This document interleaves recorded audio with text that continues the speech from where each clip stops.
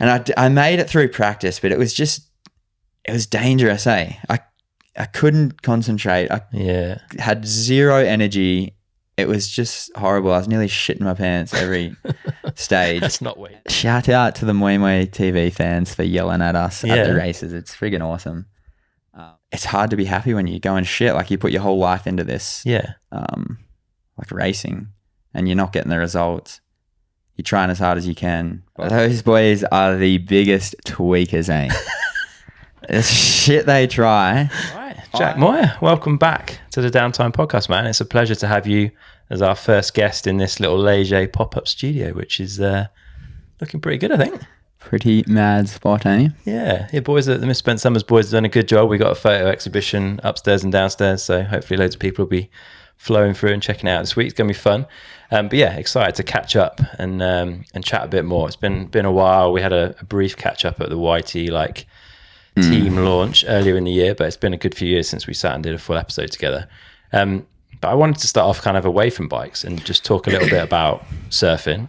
So I'll be fully upfront. I can't surf. I have done a bit of abysmal bodyboarding in my life and quite enjoyed it, but like, I guess UK climate and surfing, you've got to be pretty hardy to get stuck into that. But yeah, I'm keen to understand like what surfing means to you, because it's obviously like quite a significant part of your, like, who you are, I guess. Yeah, I don't know. It's just something I really love doing. I kind of always had the beach in and around my life, and it's the two things I loved doing when I was growing up was riding bikes and surfing. And since I ride bikes the majority of the year, when I get home I like to do a lot of surfing. It's just a release, and I love being in the ocean, like in nature, and I don't know, it's just something I really enjoy. Yeah. Is it like, obviously with riding, you're analysing it to the nth degree, like you're always trying to find performance and point ones here and there. Like, is surfing, do you approach surfing in the same way? Like, are you looking to improve at it, or is it just a way to relax, be active and enjoy yourself? I don't approach it like I approach riding. When you're always trying to be better at something constantly every single time you do it, it kind of can take the fun away from it a bit. And that's why when I get home from the end of the season, I like to stop riding, put the bike away and go surfing. And surfing, obviously I want to get better and I enjoy like trying to get better at it, but it's more about just the feeling of doing it and trying to score or find good waves. I don't go surfing and go, I hope I can just do this turn a bit better today or something. Like, I don't give a shit about that. It's just because I love doing it so much. Nice. So yeah, a way bit different to how I approach riding. Yeah, definitely. So I'm guessing like for athletes coming from Australia, New Zealand to a race season, which still is predominantly Europe based, we're getting a bit more North America, and I'm sure we will get more global reach with it. But like, you basically spend a lot of the year away from home. Does that make your off season and your like ability to switch off and relax through things like surfing like maybe even more important, do you think? Like, yeah, everyone's different, and I know there's riders from Oz and New Zealand that go home and just keep riding and doing their thing, but for me it's just super important. I've been doing it for a while now, and that's one of the main things I've realized that helps me for to maintain, to make it sustainable. Like, I used to be able to come over and just bust 6 months in a van with the boys and not really miss home, but now going home is just so important, hanging out with my friends, family, and doing some other stuff I like doing, like surfing and riding a bit of moto. So it's definitely important for refreshing and recharging the batteries. I've just been home for 6 weeks before this block, and nice. It's the best thing I can do, eh? Yeah, it gives you a proper time to be away from it and refresh and come back. And how much do you ride in the off season? Because like, I mean, I guess Greg Minnaar was sort of famous for, finishing the last race of the season, putting his downhill bike away and like picking it up pretty close to the start of the next season. But like, how much time do you consciously take away from the bike? Yeah, I literally go home and don't touch my bike. Depends on when the next season starts, and Yeah, it depends when that first race is, but I find I'm way better off if I just don't touch it. In theory, you'd think if you just keep riding and getting better and better, then you're going to be faster the next year. But Yeah. I wouldn't be still if I had to go home and just keep riding all off season, I don't think I'd still be racing. Yeah. So even same with the training, even if I went home, just trained all off season, rode all off season, you made me Lance Armstrong and I don't want to race the next year, I'm going to fucking not go well, you know? Yeah. So yeah, I put the bike down. I don't think about bikes. I enjoy other parts and aspects of life. Yeah. And then when it is ready to get going again, I'm keen and it's sort of fresh. And Yeah. Do you ever start to like miss the bike before that point? Does that make sense? Like the first ride back after a big break, you're just like, oh, love it, you know? Whereas not every season you get to the end and you're like, oh, I got to ride again. But some seasons it's just so stressful, and when you're pushing for wins, you're riding hard every time you go riding, it seems. Yeah. And it's just nice to wake up and not like physically hurt from training and mentally push yourself to ride really fast. It's just nice to relax a bit, I guess. And I find even I might get out a bit earlier than I'd start training and just do some riding for fun and stuff without those things. But it's, I don't do much riding. Nice. That's good. Let's talk a little bit about the enduro side. You made the move over from DH. Like, as I understand it, it was kind of almost forced upon you, right? There was this brand that you were going to ride downhill with that fell through quite late. And the deal on the table was an enduro racing deal, which, you went and had a go at. Were you kind of surprised when you arrived on the scene and like things started to go pretty well? Because it was the odd season, right? It was 2020. Yeah, 2020. Yeah. Yeah, I think we spoke about that in the last podcast. Briefly, yeah. Deal fell through, enduro. It was go for the enduro or pretty much stop riding. And I was real bitter and like salty on everything that had happened and riding. So I was kind of thinking about maybe I was thinking about having a year off, but I don't think you can just have a year off and then come back and get a team. Like, I think that'd be really hard. So it came to the decision that I wasn't quite done with it, like what I think I could do. So I just took the enduro ride as a something to do until I could get back on a downhill team. Yeah. And I knew I could go well, but it's different doing it. So when I did it, and then they wanted me to go back onto the downhill team, and I was like, well, I think I could win this if I have a real crack. Your initial go-to, I guess, was like, okay, well, I'll ride enduro for a year and then do a few downhill events, and hopefully they'll want to pull me back across the downhill, which is what they were keen to do, right? Yeah, because I actually did worlds at the end, downhill worlds at the end of that year, and I went pretty well. Like, I hadn't ridden that downhill bike at all. I'd ridden 2 weeks on it before worlds, and I got 6th there, and then I qualified 6th and got 6th, I think, and then I did the same in Maribor, qualified 6th and got 6th. It was like 4 6s in a row. And then I think I did the next Maribor race as well because it was a double header and didn't go quite as well, maybe just outside the top 10. But I went pretty well, so they were keen to get me back over to the downhill, but I was enjoying the fresh change of scenery with the training and the fresh style of track. And thought, I'm going to have a crack at winning this thing. Yeah, what gave you that belief that you could go after getting the overall? Because I just felt like, and still do, that the enduro just fits me better as a person. Like, the longer distance stuff. For one, I always thought I needed more time to get into a downhill run. I just don't come out the gate blazing like some people. I need like a bit Dakota last weekend. I need a bit of time to get into it.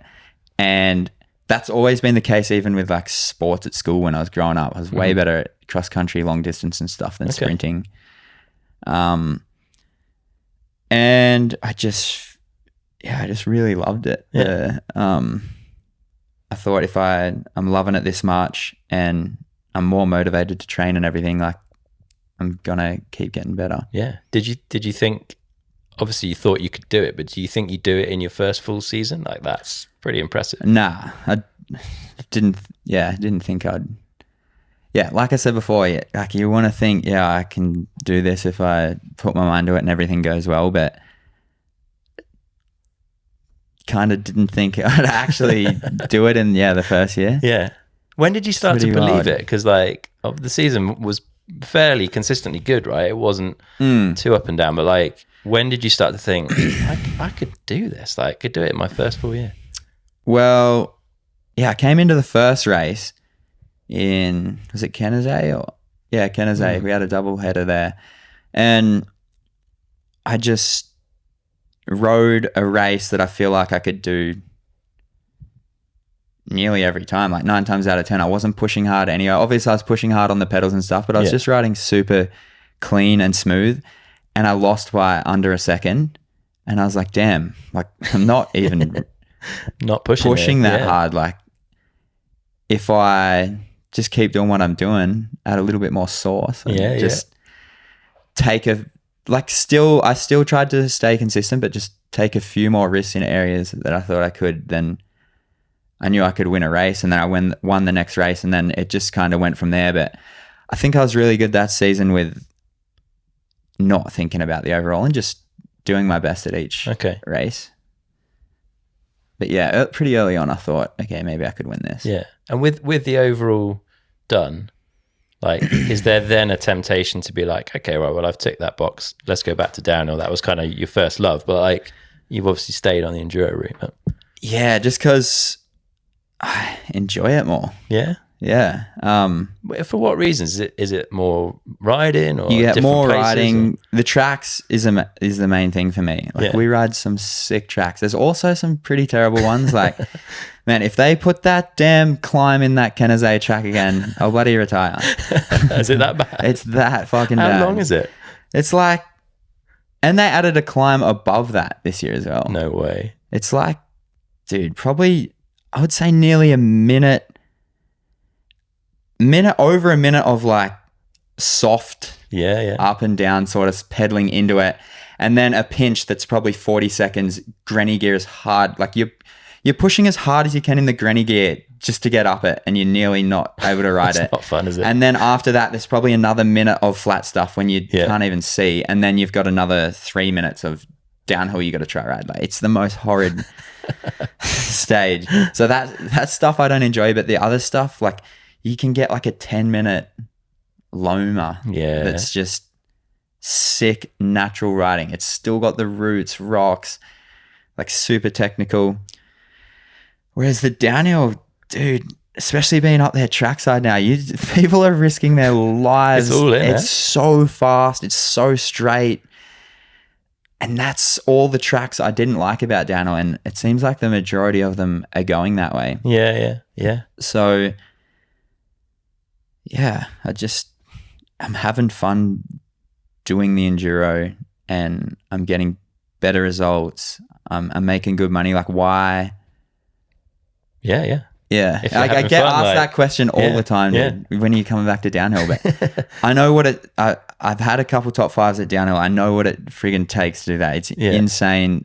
The level's even higher from when I was doing it, and you can't do both. I don't care what people say. You can't do both properly. You got to go all in on one or all in on the other. I don't want to just come in and do a race here and there and get a off the back result. I haven't ridden downhill bike in 3 years. Like, if I was going to do it, which I don't think I will, I would want to train for it and give it everything, like, not just dabble in it again. Like, I've raced it for 10 years. Like, what do I want to just go back and just do one here? I think people just ask because we loved seeing you on a downhill bike. There's something about like the long levers and your style that people just love watching. I think that's that's probably where the question comes from. Like everyone loves seeing you in enduro as well, but like there's a bit of everyone I think that misses you on a downhill bike. Yeah, and I suppose you get to watch more, and downhill is so much more exciting to watch, eh? It's easier to watch, which helps it be exciting. I think like enduro is a very hard sport for anyone to cover in a manner that really conveys quite what's going on and how hard it is, I think. Yeah, for sure. It's a tricky one. Even trackside at Loudonville, like if tracks went more in that direction. Yeah, that, like, I could see myself riding that. Yeah. That looked fun as. Yeah. Especially with a bit of mud, which opens up some lines and makes it a bit more techie, I guess. Yeah, a bit more like old school kind of feel to it. Yeah, nice. So first full season, you take the overall, incredible. But I guess you've gone from being like in that season almost the underdog, obviously with the pedigree coming from downhill, but like you haven't proved yourself just yet. Then coming into 2022, you're now the man to beat. Like the target's on your back. And if I remember rightly, I think you were coming off an injury as well coming into that season. Yeah, because I dislocated my shoulder in the third last round of that series. Yeah. So I managed to keep racing. At the time, I thought it was all over. I was like devastated, but I managed to keep racing and finish off the year, which was insane. But the year ended late. I was stuck over there because of COVID. Couldn't get home. Finally got home. Had to quarantine. So then by the time I got surgery, it was late, and I got a lattice on my shoulder, which is like one of the longest recovery ones. Right. And it just really pushed out into that next year and made that next year hard. Yeah. How was it having that, like, there's an expectation from like media, from fans, there's probably more people that want a piece of you as well over the weekend. Like, how different did that season feel compared to the 2021 season for you as the athlete, like having to go and perform? Yeah, it was obviously a lot different because, I came into 2021 thinking, well, I kind of came into 2021 thinking I needed to go well as well because I'd got some podiums in 2020 and I really wanted to back that up. So it wasn't too different. The only different thing was that I had that injury and I was nowhere near being good. And obviously I really wanted to back that title up, and it was my contract year. So that was another stressful thing. But yeah, the injury was a major part, which just slowed down those first few races because I tried to. It was taking so long. I thought, nah, I need to get on the bike. Yeah, I don't care if it's not fully strong or whatever. Had a massive crash because it wasn't fully strong. I got pitched towards the front, couldn't push up off the bars, and just had a massive over the bars. And then I ended up doing something to my hip. So I barely rode coming into Scotland. Came over like 2 weeks before Scotland, got back on the bike, and then, had that terrible result there. And that was hard. That was hard because the year before felt so easy. I could just win a race, just riding how I rode. And I tried as hard as I could in Scotland, and I wasn't even in the top, or maybe I was just top 20 or something. Yeah. And that was, do you take the pressure off yourself? It feels like you don't, but like with an injury like that, coming in the way you did, there's a good like thought process, I guess, to say, well, hang on, I shouldn't be expecting too much of myself here. But it feels like you're always quite. Nah, just that. It's kind of a problem. I'm pretty hard on myself, ain't it? Probably doesn't help in those instances. Yeah. Have you ever do you work with anyone on that like sports psychology side of things? Have you ever dabbled in that? Like, how do you think about that stuff? I've actually just started. Okay. Interesting. Couple months. Yeah. How are you finding it? Like, you don't have to go into any detail, but like. Yeah, it's really good. I've only just started, and but I just think I needed it more for helping out in my personal life away from racing, because racing's just so stressful and so it's just hard. And then like it's hard to separate being happy like when you're going shit at racing. Like sometimes you just it's hard to be happy when you're going shit. Like you put your whole life into this, Yeah. like racing, and you're not getting the results. You're trying as hard as you can, but it's not going how you want it. It's just like pretty shit, you know? Yeah. And so just hard to separate, I guess. Like, because you do almost, as an athlete, live these two lives, right? Yeah. And then the scary thing for me has always been, if I separate that, am I going to be as good a racer? Yeah. Like, am I going to care so much that your happiness relies on it, that you're going to do everything you can, but it's not a way. Yes, not a way to live. Eh? So you're almost questioning whether that self-critical nature that you have is a positive that's helping you perform ultimately. And if you try and soften that with like sports psychology, stuff, do you lose your edge? Yeah, man, that's a puzzle. Hard on, yeah. That makes suspension settings seem like straightforward, when you start talking about that kind of stuff. Yeah. Real. Well, hopefully that helps in a positive way, man. I'm sure it will. Like a lot of riders seem to have good experiences with that. I want to talk about the move from Canyon over to YT. So you've done 3 years with Canyon, one of the bigger teams, I guess, on the enduro circuit. And like you say, I think it was contract year, so there's opportunities to renew. There's other opportunities in the pits, and you're a rider that I'm sure plenty of teams would love to sign, like a popular guy amongst the fans and a rider that performs at the races too, which is not always an easy combo to find. So you've got this pick, I guess. Like what give us a bit of insight into that, the season when everyone starts talking, and do people approach you? Are you looking where you might want to go and starting to have conversations? Because I'm guessing you're still under contract to Canyon, but you need to be thinking about, right, what's next here? Like, how does that all work? Yeah. When you're going pretty well, people approach you. Yeah. Yeah. And yeah, just got to start thinking about what I think is going to be best for my future moving forward, and what do I want out of a team, and what options are going to best help me be happy while still achieving results and stuff. So that's just pretty much the main thing I ask myself when I'm thinking about where to go or who to go with. Yeah. And YT came to you with a proposition, but at that point... I actually reached out to YT. Ah, no, okay, interesting. I just love the style and the brand and stuff. Yeah. So, yeah. Because they didn't have a huge presence at Enduro at that point. They didn't really have like a full team. No, Texie wasn't. How was that before? Texie was on both, Bulls. Yeah, so this is the first year. They had nothing, but Chris Hilton was working at YT a couple years ago, and he hit me up. He's like, "We really want you to ride for us," and that was when I just signed with Canyon, and I'm like, "No, I'm happy where I am, and I'm going to renew with them."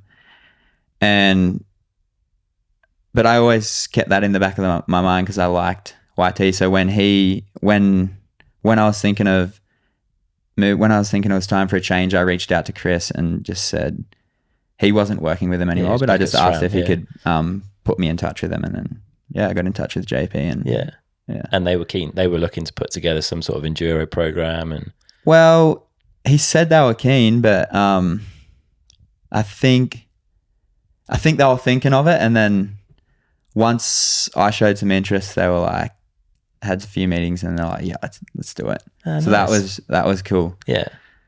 Is it like, obviously you've got that alignment you feel with the brand, so that's an attractive proposition, but it's a team that haven't yet proved themselves in the enduro environment. Yeah, like, so that's a bit. Yeah, that's a bit hard. But how do you like do your? I guess in a business sense, you'd call it like due diligence or whatever. Like, what are you thinking about? What questions are you asking? What are you like looking at to check? Yeah, I feel like this is going to be right for me. Yeah. So basically, the first thing I noticed with YT is they let you just be yourself, and like there's no constraints with that. Like they don't expect anything of you except who you are as a person, which is awesome. Yeah. So that's a main thing. I like doing my videos and doing all that shit. Yeah. So that was like my main, that and the fact that they're like a bit of a wild, like loose type of brand were my main reasons why I wanted to like move with them. Uh-huh. But yeah, that was a big concern. They don't have a team. Just basically run through everything. He's going to be running the team. Are we going to have this? Are we going to have that? And they seem to just be on board with everything I wanted to do. And I think we've done pretty well. Like starting out, obviously there's some stuff that's not dialed yet, and that's okay because they want to change and working on changing it. Yeah.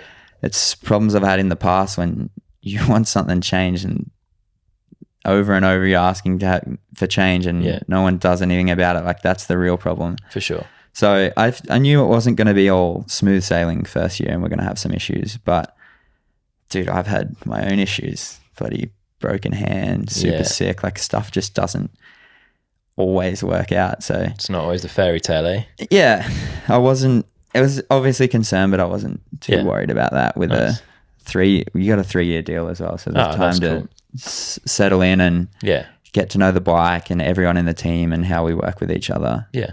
Sweet. Did you know who was going to be on the team, like athletes wise, before you signed? Nah. Okay. Nah. So that was also I guess that's also a bit of a concern. You want to be with people you like, but I got lucky with my teammates, and I've always been pretty lucky. Well, I was going to say, so it was clear you were having a good time with Party Boy and Mr. That Bombo, was the hardest thing, probably the hardest thing in my decision to leave those boys. Was leaving those boys. I had so much fun with them, but and it was clear. Look, we're having fun now too with Big Chris and Kathy and the boys. And I was going to say, how's it going? Like, he seemed to be really settling into like that group, having a good time together. And it's been just pretty much me and Big Chris, and then occasionally Sean and Mush when we go to a downer one, which has been sick. We all get on real well, and then just this race back, Casper's back. Yeah.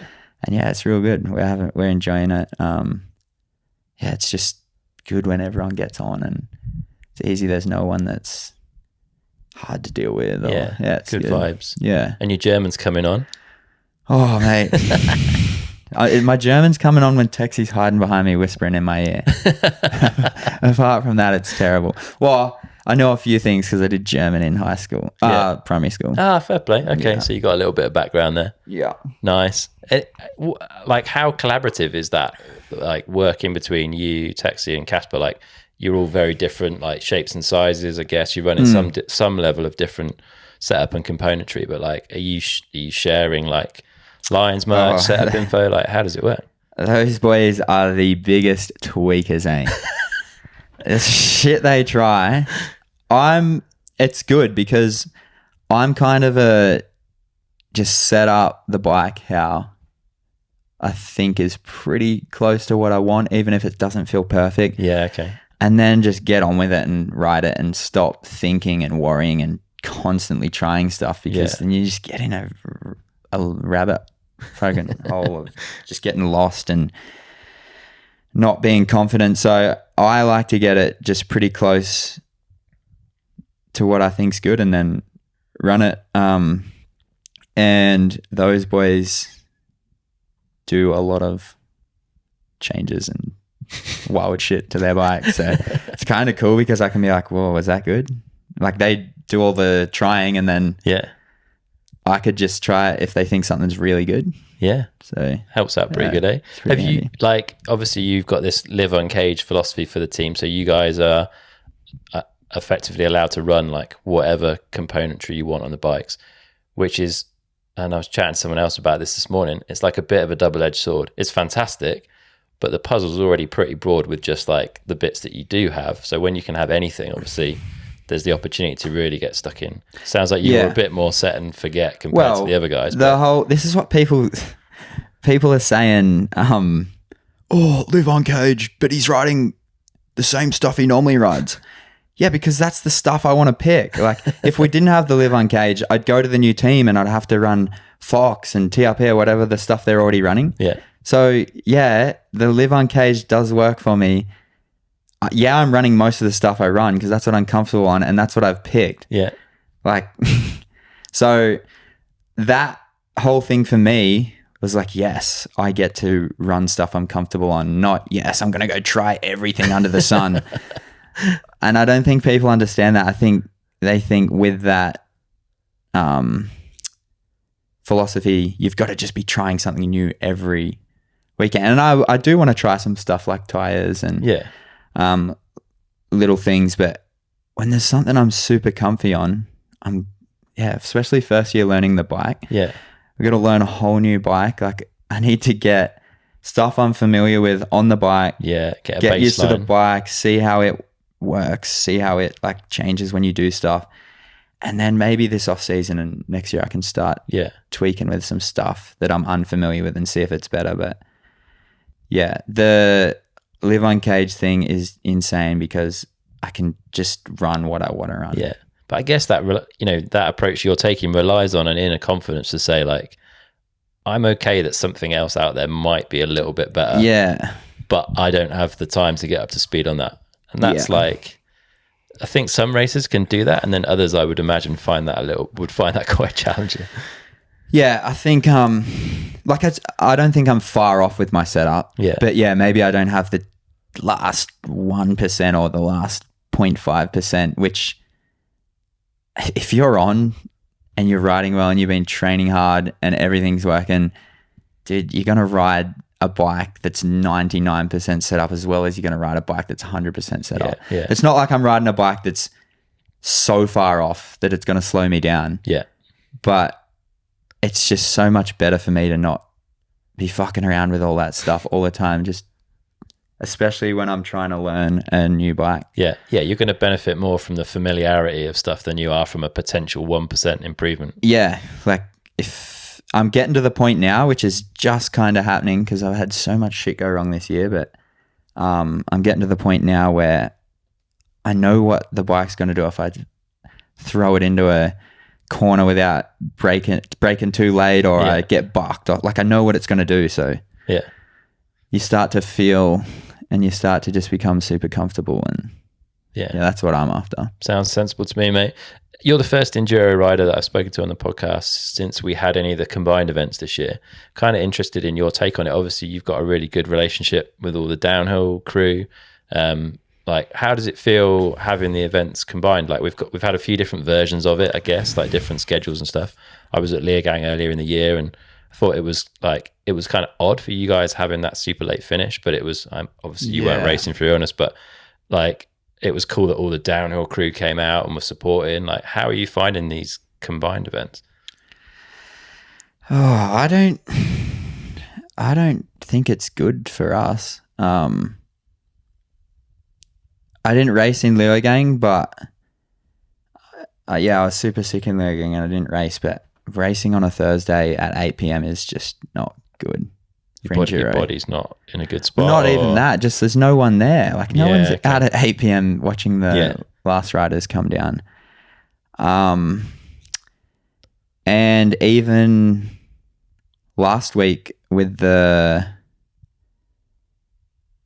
race in Loudonville, because I think it could have been because the schedule was changed, but there was half, maybe even less than half of the people at the finish line from Loudonville the year before. Oh, really? Okay. Because I think they were overwatching downhill qualifying, or maybe they just didn't know that it was race day because we were supposed to race on Saturday. But I don't know, man. I haven't seen it be better for us anyway. Okay. Do you think that might change as like hopefully more and more people come in? Like it might grow back to above where it was, sort of thing? Or hopefully, like maybe if we're racing on the weekend, I think obviously all the people are going to be there already to watch the other disciplines, but I also think we need to be racing when downhill don't have qualifying or like stuff like that. But I don't know how you fit that in. Like, I don't. Yeah, they've got a tough job on their hands, like doing all this stuff in one weekend, man. I don't. Yeah. I guess this 10-day event maybe is a bit better because you guys there's no overlap. Right? Yeah, I think we'll see how Chatel goes, but hopefully that'll be just back to like Tassie rounds were insane. They did such a good job there. The crowd looked insane. Yeah, and they reseated us for the last stage, which was awesome. That's a sick thing they're doing this year, which we didn't actually do in Loudonville, and I don't know why. Oh, interesting. but yeah, in Tassie they reseeded us, so it's like more exciting. It's like a downhill race for the last stage, and there was hectic finish circle area with all the fans. It was really good there, but hopefully Chattel's like that. Yeah, fingers crossed. People will come out here for like a big chunk of time and go and see both. It's good. It's good to be able to see everything in one spot. Like as a fan, I guess it's kind of cool. But yeah, if it means like maybe you don't get the same level of crowd, then it's a bit of a shame. But yeah, maybe it'll all grow together. And you know, we touched on it earlier. Like enduro is a hard sport to cover and to show the excitement and the build up. And as it happens, Moi Moi TV seems to be the place that a lot of people are going for their enduro coverage. Hey, how does it feel to be providing something that's like so important to the fans? Because I'm guessing you didn't maybe imagine that when you set out to start it. No, I didn't really. I just kind of started doing some stupid videos and people liked them. So yeah, that's cool. It's sick having... Yeah, it's sick knowing that a lot of the people there are supporting you because they love the videos and stuff. Like even Texie and... Yeah, Texie this year is like, I've never had people shouting my name, even at home, let alone when I'm in Australia and everyone's yelling out Big Chris. That's awesome. So shout out to the Moi Moi TV fans for yelling at us at the races. It's friggin' awesome. And yeah, it feels good to be able to show people not just what it's like to be a racer and the highs and lows and what goes on in a race weekend and just doing fun, stupid shit with the boys sometimes on track walk day. And yeah, it's cool. Yeah. Because you don't see that stuff on short form Instagram content and you don't. Stuff. So. It doesn't come across. And you don't get the personalities so well, I think. Like it's been cool. Like everyone's been able to get to know you better through it, I think, but then they've also been able to get to know like Mr. Bomber, Party Boy, Texie, Ocean, all these people. Like, it's been cool. What drove you to set it up in the first place? Was it like an exposure thing for you, like a Jack Moir, the brand kind of thing, or just a bit of fun? Or yeah, well, I always wanted to do it, and I don't know why I just was a bit hesitant at start. Like it's a bit. Were you like anti-vlog or like? Yeah, not anti-vlog, but I was like, oh, I don't want to be that guy like pointing the camera at my face and talking, and so that's why I didn't do it for a while. But then pretty much saw how well Bernie was going with it. Say, Bernie came from a similar sort of stance, right? I don't think he was the trendsetter, man. Yeah, he's everyone's following. He started off the mountain bike. Well, he started off the racing vlogs. Yeah. He's the OG race vlogger. There was already obviously heaps of people doing mountain bike and stuff before. And I thought, screw it, I'm going to do it. And it was a bit of everything. Like I wanted to show what I'm about. I wanted to create as much value as I can for my sponsors. I wanted to have something I can do when I finish racing because I got so many, like I like filming. Yeah. I like creating. I think I'm a pretty creative person. So when I'm not racing, like I like making the merch and doing video stuff, and I've got so many good ideas I want to do with that when I'm finished racing, because while you're racing, it's so hard to find the time to do anything. I bet. Quality, like we're just training all week, and then you race, and you don't have that much time to do stuff. So just kind of doing the vlogs, and showing what goes on a race weekend and stuff like that at the moment. But I'm keen to do some proper projects when I finish racing. Yeah. So I want to build that channel up and build like a bit of a community up. Yeah. Nice. Yeah, it's going in a super good direction. Do you feel that has ever been a distraction from racing? And I don't necessarily mean that in a bad way, because I think some riders need a distraction. Like I think it works for Bernie. He's had his best results since he's been doing it.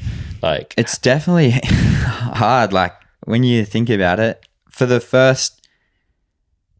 it was the same for me. For the first year I did it, I won the overall. I was going out, filming, coming home, editing, stretching, eating, going to bed, Yeah. doing that every day on a race weekend. Yeah. And it is all good for a short period of time. Maybe it does distract you and take your mind off it a bit. But it did become too much for me. The beast grows, right? Yeah. You got to keep feeding the machine, mate. You have. Those algorithms are hungry, man. Oh, dude. So, yeah, I got a bit over it towards like the workload towards the end of last year, I think. And it's been sweet having Stagsy here. Finally got a filmer. Yeah. Yeah, last time we spoke, I think you were hoping that was going to happen, but it's all now. Let's go in. And... Last time I spoke to you, I was trying to get a sponsor for the channel to pay for it. Okay. Because turns out it's a fair bit of money to pay a filmer and flame around the world with you. Yeah, I bet it is, mate. So, but I ended up just forking it out myself, and damn, yeah, I'm hoping it's good because I don't have to do a lot of it. But yeah, if there's anyone out there that wants to sponsor Moi Moi TV, awesome coverage. You get your brand at the start of each video. All I want is like some money to help pay for the filmer because DM you for the rate card, right? Yeah, hit me up. No, but I would be surprised if someone didn't want to support that. Like, it's such a popular channel. To be honest, I haven't looked that hard since just been so busy with because we had a sponsor, MTB Direct, which is like an Aussie online retailer, which was sweet. Yeah. Appreciated the support from them, and it was cool. So, but when I think everyone's tightening up a bit coming into the next. It doesn't look too good coming into the next couple of years. Like nah, it's definitely the a state of the ride, economy, So yeah, everyone's tightening up a bit, and then since I've just been training and racing, and but I'll be on the hunt this off season to try get someone because I really want Stagsy to come again next year. He does such a good job. Yeah. Fair play. Does that, like you mentioned, that like the economy is rough and the bike industry is definitely in a spot where life's pretty hard for a lot of brands, I think, at the moment. Does that impact you as an athlete? Like you said, you're in a 3-year deal, which is obviously a really good place to be in this situation. But like, does it create any worries for you? Do you feel any of that, or are you pretty isolated from it? Well, I'm probably in the best position I could be with just signing a 3-year deal, but it's no, I just keep doing my job to the best of my ability and do everything I can for my sponsors, and hopefully it's not too rough. No one knows what's going to happen, but no, I've heard doesn't look good. I've heard like fairly positive signs from quite a few people of late, which is good because there hadn't been a lot of positivity for a while. So yeah, gotta hope. But I think another 12 to 18 months of it being relatively tough. But there you go, 3-year deal. You're all good. Yeah. Happy days. Let's chat a little bit about this season's racing. Like you've alluded to, it's been a pretty bumpy road for you this year. I think you started out with that hand injury, like not the way anyone wants to see, and everyone's disappointed on your behalf. I think when we see the post on social saying it's happening, but like, give us a bit of like an overview of the season so far from your perspective. Just shit like that has just been happening all year on and off the bike. Like it's been pretty rough. So yeah, the hand injury, bunch of other little crashes, got super, I don't know, that middle block, how I was just sick for there's some weird stuff floating about 5 weeks, man. That was just weird. I got sick in finale, which was a pretty bad one. Yeah. And then just like a mad flu. Yeah. Super weak, cough, sore throat, no energy. No, not COVID though, right? Nah. And I did practice and race there, and it was a pretty big race day. I think we did 2,000 climbing, like probably 8 hours in the hot sun, and then 5 or so stages of max heart rate. Like it just put me in a hole. Yeah. So I rested up after that, and then thought I was coming pretty good and started training again. And then coming into Leo Gang, I just started getting in like a bad stomach, and I was like, oh, it'll be sweet, it'll pass in a few days. And it just turned into like this full body virus thing. Man. like coughing, sore throat, headache, fevers, no energy, couldn't hold any food or water down. And it was like that for like the whole week. Like probably the gnarliest sickness I've had, eh? And I made it through practice, but it was dangerous, eh? I couldn't concentrate. I had zero energy. It was just horrible. I was nearly shitting my pants every stage. That's not where you want to be, is it? Yeah. I thought, all right, if I can just wake up feeling better the next day, I'll be good. And I got home and I just got worse, and then barely slept and woke up in the morning, and it was just like, it's not even worth it. I'm not in the overall. Yeah. I could get seriously hurt here just because I can't focus, or just can't ride properly. And I thought, what's the point? And I decided I would sit that one out and just focus on Kenazay the next week, because get a few more days rest. And that was hard for me because, dude, I raced with the day after food poisoning in 21, and I raced day after popping my shoulder out and stuff like that. Yeah, you've worked through some adversity, mate. Yeah, and all week, Gunnar, my team manager, was like, just sit it out. And I'm like, I'm not sitting it out because I'm sick. Like, that's not happening. But then in the end, I just felt so bad and realized that it just wasn't worth it. Yeah. Like, what am I trying to do? Yeah, it is mad though. Like I was thinking about it, and it is rare to hear of riders not racing because they're ill. Like our athletes generally pretty good at like staying away from these things, and like you're so healthy, you fight it off. But you normally just suck it up and just race. get it done. Yeah, get it done. But this has got to be one of the worst ones I've ever had. Sounds brutal. Yeah. Yeah. All clear of it? That big block in the middle of the season maybe was a bit of a godsend then, huh? Yeah, big block was nice. I went home and just, literally rested, just surfed for a couple of weeks. Yeah. And then I got surf for a week, and then I got into some solid training and a good routine at home again. Nice. And I really needed that because I knew that I wasn't getting results because of my hand, and then other stuff going on at home. I had some big crashes that I shouldn't have had. Right. Like after my hand, like just clipping stumps that are hidden in the bush that you can't even see, and just stuff that I just felt like, damn, this year's out to get me. And then the sickness during those 3 races, I knew that it was because of all this stuff that I wasn't getting the results, because I've been training hard and I've been doing everything I normally do. But when it's going on for that long, you start to go, oh man, am I still fast enough to win a race? Am I training the same? Because I'm on a new team, I'm on new trainer, like I've got all this new stuff. So even though deep down I knew, I'm like really started, like you start questioning yourself a bit. Yeah, so that was really hard, but I just got stuck in that block and thought, I've just keep doing my thing, and eventually shit will change. Yeah. Let's talk about Loudonville then, because first race back off that block, it feels like the performance is there, right? Like, were you like content with the result we can talk about, but like, were you content with how you were riding and feeling back to what you'd expect?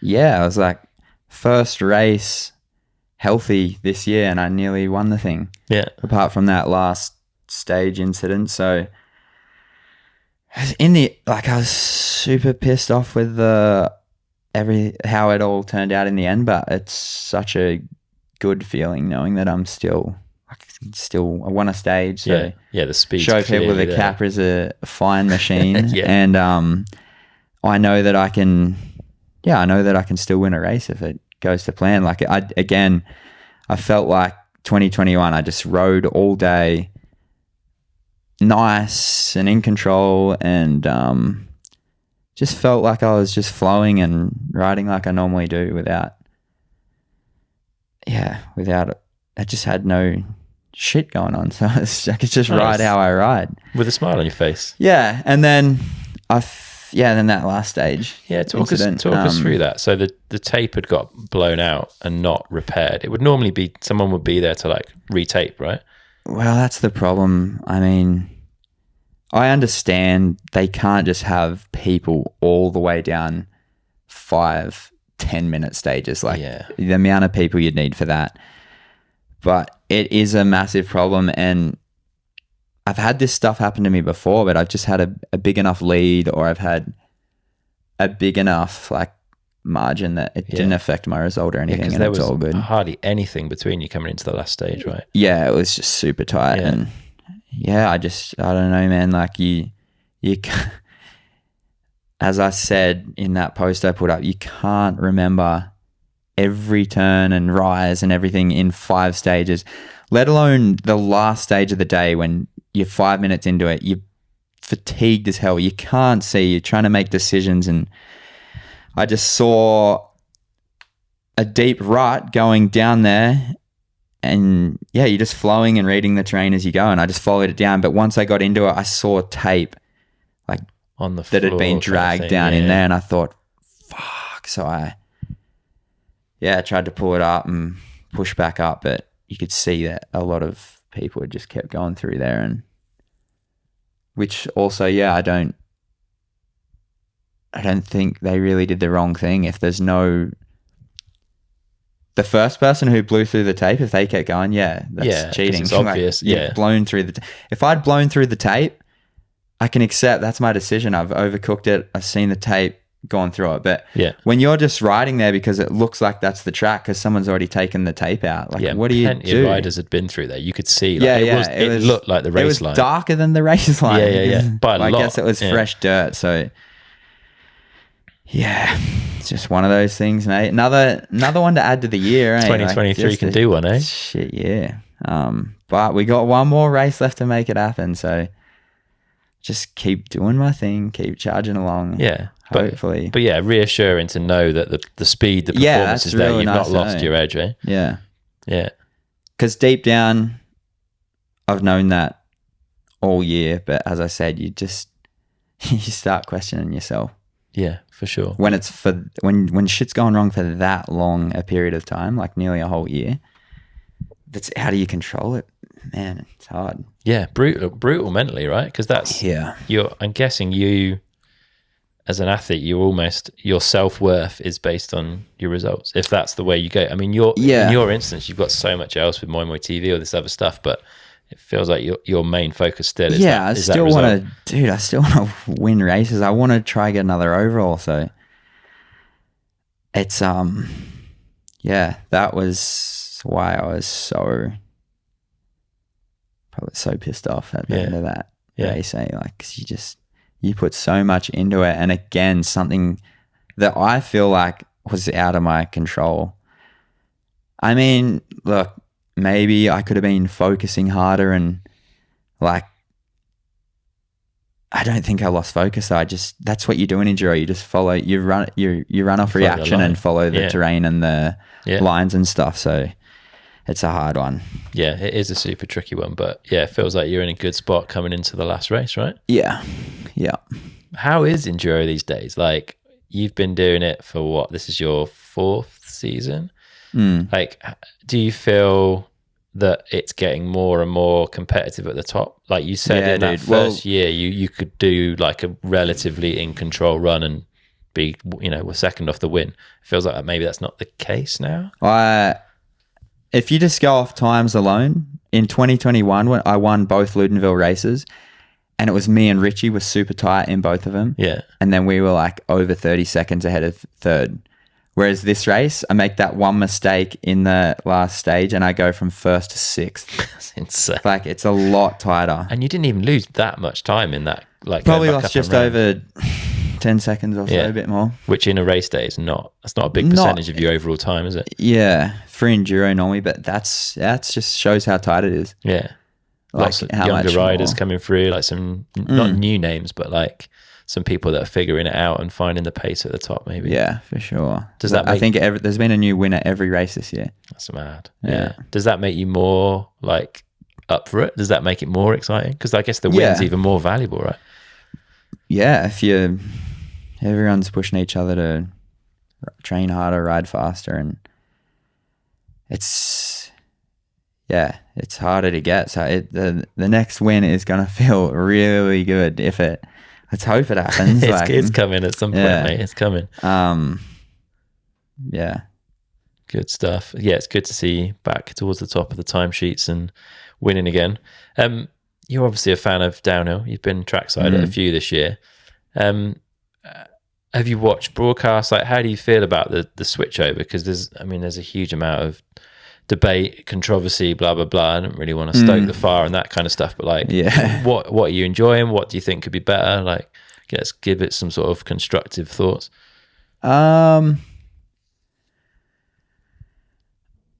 I think trackside still awesome. I'm loving being up there. Yeah. I've had some sick days with the win up there, just heckling and seeing people just absolutely like just doing some crazy lines or so much commitment. That's been awesome. I haven't watched a whole lot of the live feed stuff because I'm at the race. Yeah. I think I definitely wouldn't be a fan of the semifinals if I was racing. Like, why would any of those guys want to risk their life for another run? And I thought I might like it more spectating because you get to see another run, but I watched one when I was at home. I think Val d'Isole, because I went home just before that, and it's kind of like a buzzkill. Like, it's just too long. Yeah. I like the OG downhill. They got one run and just everything's on the line. Yeah. Because the semifinals, you're like, okay, they're pushing a bit, but are they pushing? Some people can't. Trying to have a safe run to get in the finals, and then you might miss like your favorite rider because he doesn't just make the finals, or I don't know about the semifinals, but dude, that's also just my opinion. Yeah. Just not. No, totally. Doesn't mean it's right. No, I'm just interested. I feel similarly. Like, I never thought I would ever be complaining about having too much downhill to watch. Like, I'm a diehard fan of the sport, and for me, watching semis is a bit too much. And again, I think it comes down to that. Like, I don't know whether to be excited for semis or not, because I don't know what that rider's thinking. Like, some riders are clearly going ham because they need to make that top 30 cut. But like, what's Bruni doing? What's Finn thinking? Are they building? Are they trying stuff? Like, I like the excitement of downhill is that you just got one shot, which I guess you still do it. You've got to do it in the race run. Yeah. But that's still there. I don't know. It just takes away from it a bit. But I feel if you just watch the final, which is that bit, the excitement, the one run piece, like you say, still, you potentially lose some context as to what went on in the seconds. Yeah. Like, did someone have a bobble in a section and therefore they're going to be cautious? Like, and people that you might have wanted to watch aren't even in it, so you can't just watch the final really. But I actually watched the semi in Loudonville from home because I had to boost home and get a massage. And that was actually, dude, Gwyn was really good. He was so on good. The commentary. Yeah, props to Gwyn. He should do more like that. I thought that was sick. But then I went and watched the finals at the actual bottom. Yeah. So yeah, I don't know. It's also only 4 races in or 5 races in. Give it some time, maybe. I don't know. Yeah, I feel like the broadcast is getting better every week. There's new graphics. Yeah, having Gwyn and Miriam in the booth was super good. Having junior racing as something you can watch is awesome. Yeah, that's pretty cool. Like, they're so loose. Yeah, and I think I watched one of those. That's on YouTube, eh? I watched one of those on YouTube too. Maybe it was Val d'Isole as well. But yeah, that's pretty cool. It's cool because normally you got to come to the venue to be able to see. Those junior racing's come a long way. When I started downhill, we didn't even have a junior category. Yeah, you were all in with the elites, right? Yeah, so it's pretty cool that they've got their own category now, and even it's getting filmed live. Yeah, and it's stacked with talent as well, both men's and women's. It feels like the elites have got to look over their shoulders a lot more than they ever used to. Maybe need to. Yeah, the future is bright. It is. what's the score with like the enduro stuff? I guess you've got the under 23s, but it doesn't feel like it gets as much like coverage maybe as like the junior downhill side. Do you feel like there's a strong under 23 or 21? Under 21? Sorry, yeah. Under 23 is cross dude. I country, never understand that. Why is downhill only under 19, and then XC's under 23, yeah. and then enduro's under 21? Like, why? Who knows? It's a weird one, eh? Yeah, I don't get that. But yeah, I don't know. I feel like we don't see as much of the talent like coming through in enduro. I guess it must be there, right? Because the whole sport's growing and we've got more young riders coming through. Yeah, maybe it's just because now that the downhill juniors are televised or like filmed live, it's more noticeable. Yeah. But I think just the coverage in general with the enduro has been a bit off this year. Like, I think they've just got so much stuff they're trying to do with everything. Yeah. That it's maybe, maybe not the best. Like in 21, I remember they were filming, was it live or was it just a replay? But they were filming our whole pro stage run, like downhill. Yeah. They had more post stage interviews and stuff like that. Yeah. But I think, there's just so much stuff for them to do with all these disciplines on the same weekend. Like, dude. And they're learning like week on week, I guess. It's going to take some time probably to realize what changes need to be made and how you get all that done in one weekend. Yeah. You know enduro inside out though. Like, what would you want to see? Like, what do you think would be a good ad? Because we can't have like, we're never going to be able to live. Yeah, you're never going to be able to live. Stages, like, what they were doing with that final stage reseed, I don't see why you couldn't do that live. Yeah, that would be cool. So you've got throughout the whole day, you've got all the coverage from stages that they're just constantly uploading. You can get it uploaded straight away, like some clips, some interviews with the riders after each stage, like what happened. So you got these updates you can follow all day if you're a super hardcore fan. And then at the end of the day for the last stage, why can't you do like reseed and just do a mini downhill race? Yeah, because you wouldn't need cameras top to bottom. Like it just needs a decent amount to give a good feel for it. And it'd be super cool. I'd 100% watch that. Yeah, and if not, just a real good package at the end that just like rally that shows everything that went on that's out pretty soon, which I think they're doing a decent job with that. Like, they are getting the highlights out very quickly. I don't know how they're doing that. Again, I think the stuff at the start of the year was the best, like Tassie and I don't know, they were just, I guess because enduro only, got more focus on that. But I also don't like how they whack the e-bike in with I think you need two separate ones, eh? It's two different races. Yeah. And not everyone wants to watch both kind of thing. Like, I don't know. Mate, I would go a separate e-bike and a separate enduro like recap. There does seem to be a lot of like cross-discipline stuff going on. There's the new Red Bull show with Rob and Elliot that they've been doing, and Emery Batty, and that covers cross-country and downhill together, which again is like that whole, like, do you really want to see both? Like, I suppose if they're doing like a recap on the whole weekend sort of thing, because you've already got the live XC and you've already got the live downhill, so you can watch that alone. But with enduro, that's all you've got, you know, like. So I guess if you did just the separate ones and then someone like the Red Bull show combine them together, I see what you're saying. If you want to go watch one in isolation, you can. Whereas for enduro, you've not got that choice. It's just it's not a huge issue. No, it's not. I'm just interested to like see, because it's this ongoing debate. Like enduro coverage is not as good as people seem to want it to be. But then it's what do you do? Yeah, and it's not easy. I think that's the whole reason. All the races are so much shorter than they used to be to make it. Like, you used to have your 2 days practice, your 2 days race, which some people like a lot better. Like, I know Win used to love that stuff. I did a couple like that early on, and they were sick. It's like More true riding. enduro, I guess.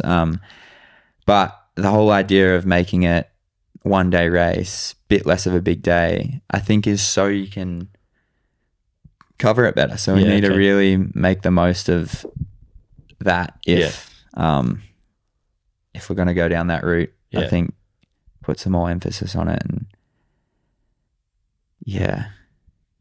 it's a hard one when they're trying to lump everything in together again. I think enduro is always going to be the one that suffers because it's a bit smaller than downhill and XC. So, and it's not live streamed as well, I guess, which has to be their focus certainly in year one to get that all up to scratch. But yeah, fingers crossed we'll see more of you lot on our screens in the future. If not, Moi Moi TV's always providing for everyone. So yeah, thanks for all the effort that you put into that, because it does bring a lot to the sport and the discipline, I think. So it's good stuff. But yeah, we should let you get out of it pretty soon. What does the end of season hold for you? Like, we're not far off it for you. Have you got some big plans, or just going to go home and rest? Like, I got Chatel next week, and then I just need a rest from this year, man. It's going to go reset and enjoy some time at home. Go off grid for a bit. Friends and family, go off grid, go up the coast surfing somewhere and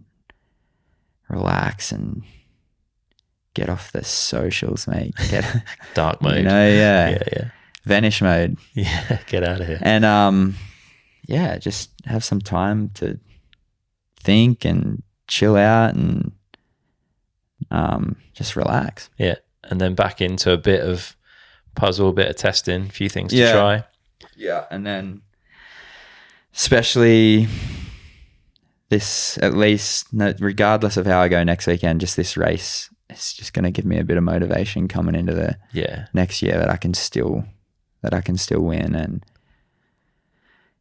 go for we've had a year to iron out all the flaws and stuff, and hopefully next year will be smooth sailing. I've had a good few years. There's been a few injuries in there, but racing's like this, you gotta, it's so hard to deal with the super high highs and the low lows sometimes, but it's just part of it. You gotta find a way to deal with it. Yeah. Well, I hope we see plenty more of you with a smile on your face at the top of the timesheets. Thanks for making time. I know you're a very busy man, but thanks for coming down for a chat. All the best for the rest of the season, and we're looking forward to seeing how it all goes for you, man. Thank you, mate. Cheers for having me on. Cheers, See Jack. you around. Take care.